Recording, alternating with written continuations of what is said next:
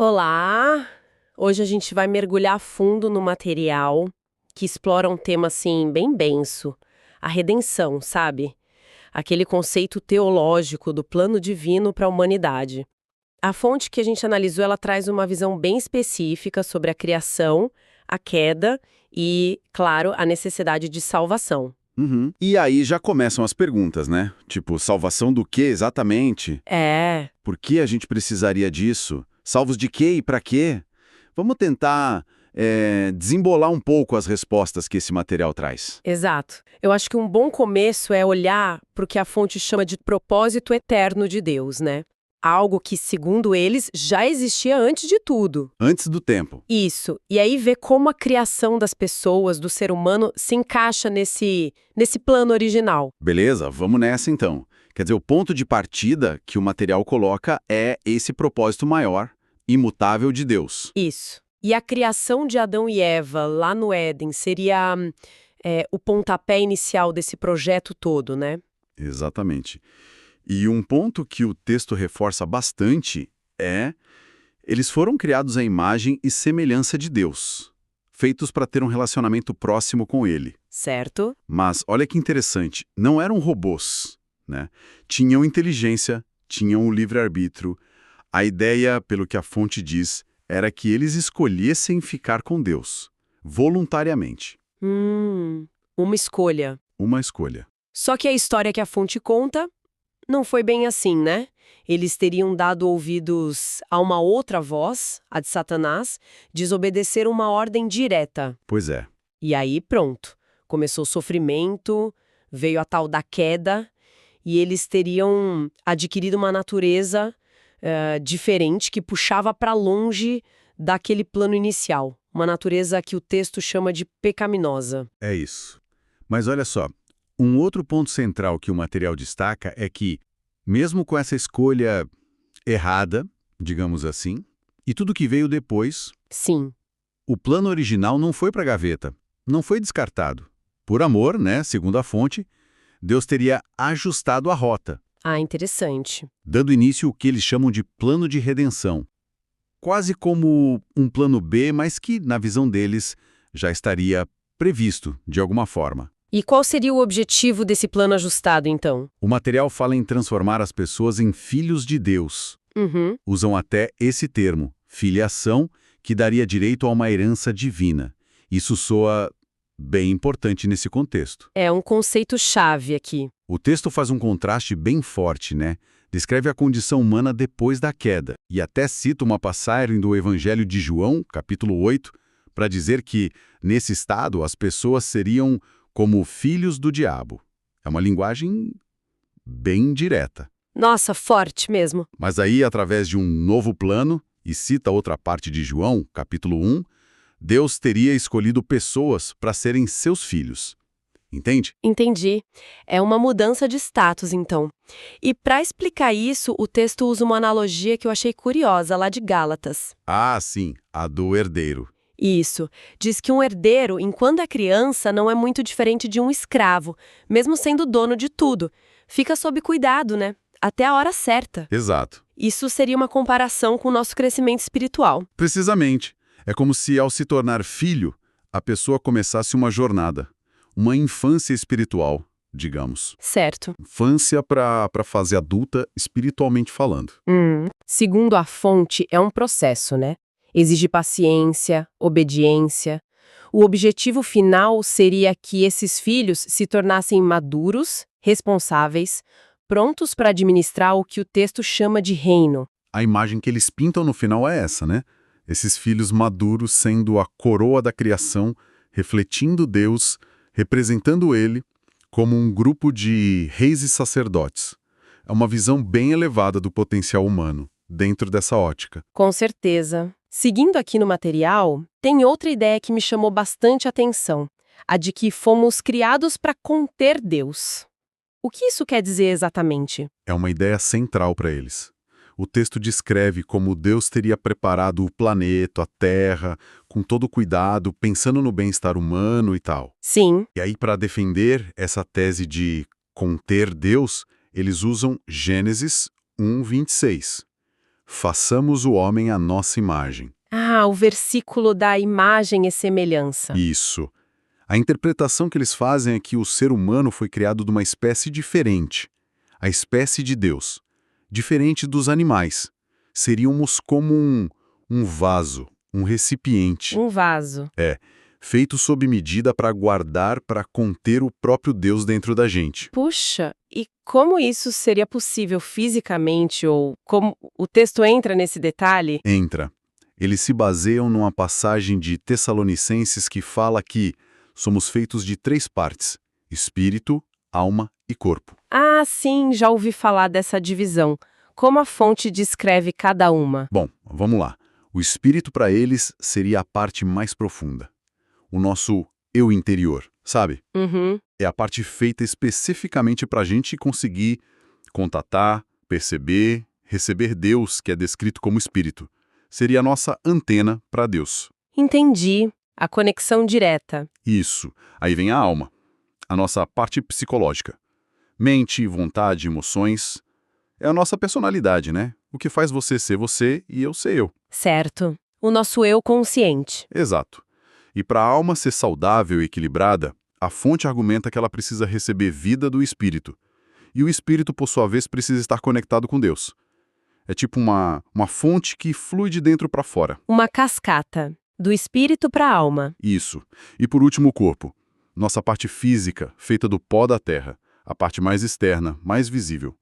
O texto até usa uma expressão interessante. Diz que o ser humano é o único espírito encarnado da criação. Entendi a estrutura. Espírito, alma, corpo. Sendo o espírito a conexão com Deus. Exato. Então, voltando para o Éden. Antes da confusão toda, Deus era quem preenchia, quem satisfazia Adão e Eva, através dessa conexão no espírito deles. Isso, essa é a ideia. Mas com o pecado, essa ligação quebrou, Deus se afastou. Sim. E o espírito humano, sem essa vida divina, ele morreu. É isso que o texto diz. É o termo que usam, morte espiritual. Não a morte física imediata, mas a ausência da vida de Deus ali, naquela parte mais profunda. A conexão foi cortada. E a consequência disso, segundo essa visão? Foi a perda daquela paz, da segurança, da satisfação que vinha dessa conexão. E aí, com esse vazio interno, o ser humano começou a buscar preenchimento em outros lugares, em outros deuses. Outros deuses como? O texto é bem específico. A busca incessante por prazer, por conforto, por segurança, por sucesso. Tudo isso seria uma tentativa de tapar aquele buraco deixado pela ausência de Deus. Faz sentido. Dentro dessa lógica. E a vinda de Jesus, e depois do Espírito Santo, nesse contexto, seria justamente para reabrir esse canal. Para Deus poder voltar a habitar o espírito humano, restaurar a conexão e ser de novo a fonte de satisfação e de vida. Entendi. É como restaurar a fonte de energia principal. Exatamente. É quase como ter um celular de última geração, que seria o ser humano com todo o seu potencial, mas sem bateria ou sem sinal, que seria a conexão com Deus. Boa analogia. Ele existe, tem as capacidades, mas não cumpre a função principal. E a gente acaba usando para outra coisa, sei lá, como o peso de papel, que seriam essas buscas por satisfação fora de Deus. Tá. Legal. Vamos voltar então lá para o Jardim do Éden, o cenário que a fonte descreve. Tinha aquelas 2 árvores importantes no centro, né? Sim, a árvore da vida e a árvore do conhecimento do bem e do mal. E um rio também. Isso. E a instrução de Deus era clara. Podiam comer de tudo, menos da árvore do conhecimento. A tarefa era cuidar do jardim, mas tinha uma condição, né? Depender de Deus como fonte de vida. Exato. A árvore da vida nessa interpretação simboliza o próprio Deus como essa fonte de energia vital. Essencial. Sem ela, O ser humano não conseguiria cumprir a missão de refletir Deus, de cuidar do jardim, nada. A fonte até usa a analogia da lâmpada. como assim? A lâmpada tem tudo para brilhar. O filamento, o vidro, o bocal. Mas sem eletricidade não adianta nada. O homem sem Deus seria a lâmpada apagada. Precisa da fonte de energia. Entendi. E o texto liga diretamente essa árvore da vida com Jesus, no Novo Testamento, certo? Direto, eles citam várias passagens, principalmente do Evangelho de João, para mostrar que Jesus seria a própria personificação dessa vida. Ele é o caminho, a verdade e a vida, aquela vida que foi perdida lá atrás. E o rio da vida, que aparece lá no Apocalipse? Eles associam ao Espírito Santo. Seria ele quem mata a nossa sede espiritual profunda. Lembra da história da mulher samaritana no poço? Lembro, sim. Ela buscava satisfação em relacionamentos, em tradições, em várias cisternas furadas, como Jesus diz, mas continuava com sede, até que Jesus se oferece como a fonte da água viva, que satisfaz de verdade. O Espírito Santo seria essa água viva hoje. Faz todo sentido a ligação. Ok, mas aí vem a outra árvore, a do conhecimento do bem e do mal. Essa parece ser o ponto crucial da virada na história. Qual o significado dela, segundo a fonte? Olha, as duas árvores representam princípios, jeitos opostos de viver. A da vida é sobre depender de Deus, receber dele. A do conhecimento é sobre independência. Independência. Viver por conta própria, baseado no que a gente acha certo ou errado, na nossa própria força, na nossa inteligência, mas separados de Deus. E essa segunda árvore, segundo o texto, simboliza Satanás, como a fonte dessa mentalidade de independência, que no fundo leva à rebeldia e à morte espiritual. Então, comer dela foi Escolher o caminho de autonomia, morrer espiritualmente, e aqui é um ponto-chave para eles receber a natureza do pecado, da rebeldia, dentro da alma. Não foi só um ato externo. O material até menciona rapidinho a origem de Satanás, né? Que seria Lúcifer, um anjo poderoso que se rebelou por orgulho, querendo ser igual a Deus. Sim, citam Isaías para contextualizar a origem dessa rebeldia. Mas o que eu achei mais impactante, talvez, foi como a fonte descreve o que aconteceu na queda. Não foi só uma desobediência simples. Não, a descrição é forte. Diz que, ao escolher desobedecer, o ser humano abriu a porta, permitiu que Satanás injetasse a própria natureza dele, a do pecado da rebeldia, dentro da gente. Injetasse. Uau! A grande tragédia nessa visão é essa. O ser humano, que foi criado para ser um recipiente de Deus e expressar ele, passou a ser um recipiente da natureza de Satanás e a expressar essa natureza. Caramba! Todo o mal, a corrupção, a violência, o egoísmo que a gente vê no mundo, tudo isso seria o resultado direto dessa semente de independência e rebeldia que foi plantada lá atrás. Entendi. É uma explicação bem radical para a origem do mal. E quais foram os problemas práticos que essa queda trouxe? O texto detalha isso? Detalha, sim. Eles agrupam em alguns problemas principais. O primeiro é um problema, digamos assim, legal, com a justiça de Deus. Legal? Como assim? Transgressão da justiça divina. Ao quebrar uma regra clara, o homem feriu a ordem estabelecida. A consequência foi a condenação. Perder o acesso à árvore da vida, que era a fonte da vida divina, né? E no fim das contas, a morte primeiro é espiritual, depois a física. Tá, esse é o problema legal. E o segundo? O segundo é interno. Aquilo que a gente já falou. Adquirir uma natureza pecaminosa. Não é só fazer coisa errada, mas ter uma inclinação para isso dentro de nós. Uma tendência. Exato. Essa natureza seria uma condição interna que nos torna pecadores na raiz. Isso explicaria, segundo eles, porque mesmo querendo fazer o certo, muitas vezes a gente não consegue. Lembra do apóstolo Paulo em Romanos 7? Sim, aquela angústia, o bem que eu quero fazer eu não faço, mas o mal que eu não quero, esse eu faço. Exato. Miserável homem que eu sou, quem me livrará? Seria o grito de alguém consciente dessa natureza interna em conflito. Entendi. Então, problema legal, condenação e problema interno, natureza pecaminosa. Isso. E a fonte detalha um pouco mais essas consequências. Dá para agrupar para ficar mais claro, né? Vamos lá. Primeiro, a condenação, o problema legal. Por causa da falha de Adão, toda a humanidade estaria sob essa sentença. O texto até tenta explicar que não é que a gente herda a culpa do ato específico de Adão, sabe? Não. Não a culpa direta, mas as consequências, principalmente essa natureza inclinada ao erro. Eles usam aquele princípio da criação. Tudo gera conforme a sua espécie. Ah, entendi. Se a espécie humana ficou com essa natureza na raiz em Adão, Os descendentes nasceriam com ela.